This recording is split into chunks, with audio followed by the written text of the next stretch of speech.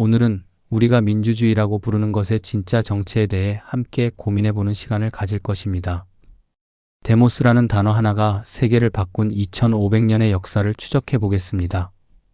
민주주의라는 단어 안에는 사실 거대한 긴장이 숨겨져 있습니다. 그리스어 데모스는 민중, 인민 또는 지역 공동체를 의미하죠. 여기서 우리는 민중이 정확히 누구였는지 질문하게 됩니다. 또 다른 축인 크라토스는 힘, 지배, 물리적 권력을 뜻합니다. 과연 힘은 어떻게 행사되어야 했을까요? 이 단순한 합성어 안에 현대 민주주의가 아직도 풀지 못한 근본적인 모순이 깊이 새겨져 있습니다. 데모스는 추상적인 인민이 아니라 구체적인 땅에서 유래했습니다. 데모스의 어원을 파고들면 인도 유럽어 어근 다에 이르게 되는데요. 이는 나누다, 분배하다 라는 뜻입니다. 주다를 뜻하는 라틴어 다레와 영어 단어 도네이트도 같은 뿌리를 가지고 있습니다. 이러한 맥락에서 그리스어 데모스는 나누어진 땅을 뜻하게 됩니다. 기원전 508년 클레이스테네스는 아테네를 139개의 행정구역으로 나누고 이를 각각 데모스라 명명했습니다. 즉, 데모스는 보편적인 인류가 아니었습니다. 그것은 구체적으로 분배된 토지와 그 지역에 등록된 공동체를 의미했던 것입니다. 그렇다면 아테네의 민주주의는 모두를 위한 것이었을까요? 결론부터 말하자면 그렇지 않았습니다. 고대 아테네 전체 인구의 30-40%는 노예였고 이들은 철저히 배제되었습니다.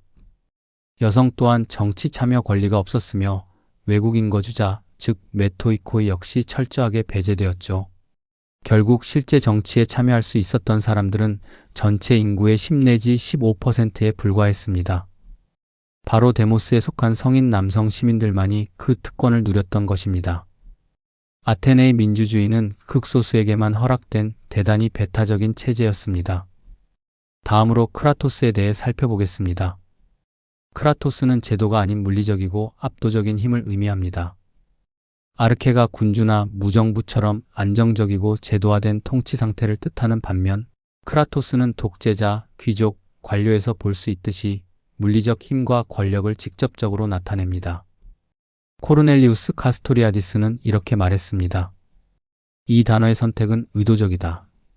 민주주의는 인민이 통치하는 제도가 아니라 인민이 실제 물리적 권력을 행사하는 상태를 의미했다.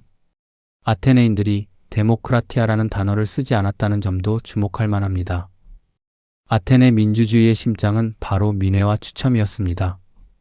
민회, 즉 에클레시아는 40일마다 푸닉스 광장에서 개최되었는데 대리인 없이 시민 누구나 직접 발언하고 투표하는 순수한 직접 민주주의 형태였습니다. 공직자와 배심원을 선발하는 방식은 오늘날의 선거가 아닌 추첨, 즉 클레로테리아였습니다. 이는 뇌물과 압력을 원천 차단하기 위한 장치였죠. 아리스토텔레스는 그에 져서 정치학에서 선거는 귀족정의 원리이고 추첨은 민주정의 원리라고 강조했습니다. 여기서 현대 철학의 아이러니가 드러납니다. 선거는 돈 많고 말 잘하는 이에게 유리한데 현대 민주주의는 아테네인들이 귀족정이라 비판했던 방식을 핵심 원리로 삼고 있다는 점입니다. 하지만 모든 철학자가 민주주의를 옹호했던 것은 아닙니다. 철학자들은 오히려 민주주의를 중우정치라고 비판했습니다. 플라톤은 스승 소크라테스의 사형을 목격한 후 민주주의를 혐오했습니다. 그는 민주주의를 자유라는 이름 아래 위계를 무너뜨리는 체제로 규정하며 참주정 바로 위의 최하위권으로 보았죠. 플라톤은 군중과 힘의 결합인 오클로크라티아, 즉 중우정치를 경고했는데 이는 오늘날 군중을 뜻하는 영어 단어 몹의 어원이 됩니다. 아리스토텔레스 역시 민주주의를 올바른 정체에 타락한 형태로 간주했습니다. 그는 다수의 군중이 아닌 중간 계층의 지혜가 정치를 안정시킨다고 보며 폴리테이아, 즉 혼합 정체를 주장했습니다. 이처럼 서구 정치 철학의 두 거인에게 민주주의는 숭배의 대상이 아닌 경계의 대상이었습니다. 로마에서는 민주주의가 공화국과 대표의 개념으로 변형되었습니다. 로마인들은 데모크라티아라는 단어 대신 공적인 것을 뜻하는 레스 푸블리카를 선호했습니다. 광장의 직접 통치는 원로원과 호민관을 통한 간접 통치로 대체되었죠. 키케로는 공화정을 인민의 것, 즉 레스 포플리로 정의했지만 이는 법적 동의로 묶인 제한적인 집단이었습니다. 여기서 중요한 것은 바로 대표의 발명입니다. 라틴어 레 프라이젠탈에는 다시 눈앞에 세우다를 의미하는데 오늘날 우리가 아는 대의민주주의는 그리스가 아닌 로마적 발명의 후예라고 할 수 있습니다. 근대에 들어 민주주의는 다수의 폭정에 대한 두려움과 함께 재발명되었습니다. 로크의 사회계약론, 몽테스키우의 권력 분립론 등을 거쳐 루소의 일반의지로 민주주의는 재정의됩니다.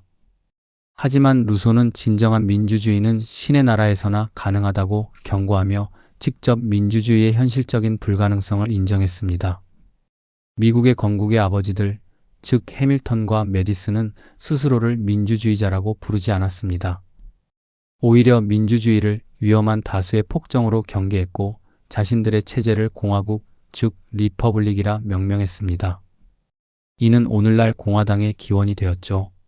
번역의 정치학은 민주라는 거대한 아이러니를 낳았습니다.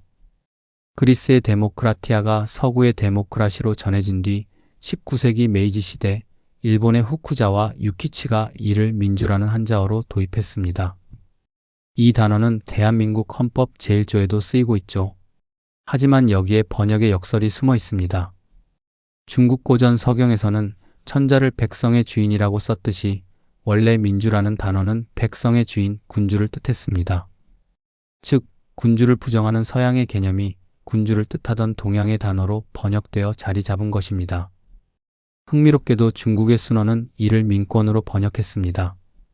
번역의 차이가 상상력의 차이를 만든 사례라고 볼 수 있습니다.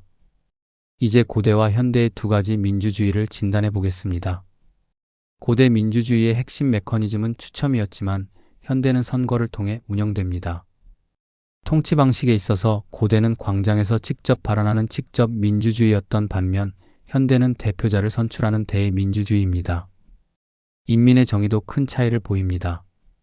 고대는 전체 인구의 10 내지 15%만이 참여하는 극도로 제한적인 체제였지만 현대는 보편적 권리를 지향합니다. 마지막으로 철학적 위상을 보면 고대에는 철학자들에게 경멸받았던 민주주의가 현대에는 신성불가치만 최고 가치로 여겨지고 있습니다. 결국 우리는 그리스의 이름을 빌려 로마의 제도를 운영하고 있는 셈입니다. 현대 민주주의의 DNA 지도를 그려본다면 마치 여러 층이 쌓여있는 키메라와 같습니다. 가장 아래층, 즉 베이스 레이어는 그리스의 이름인 데모크라티아인데 이는 나누어진 땅의 물리적 힘을 뜻합니다. 그 위에는 로마의 시스템인 데이제가 놓여 있습니다. 선출과 간접 통치를 통해 통제하는 방식이죠. 세 번째 레이어는 계몽주의의 정신입니다.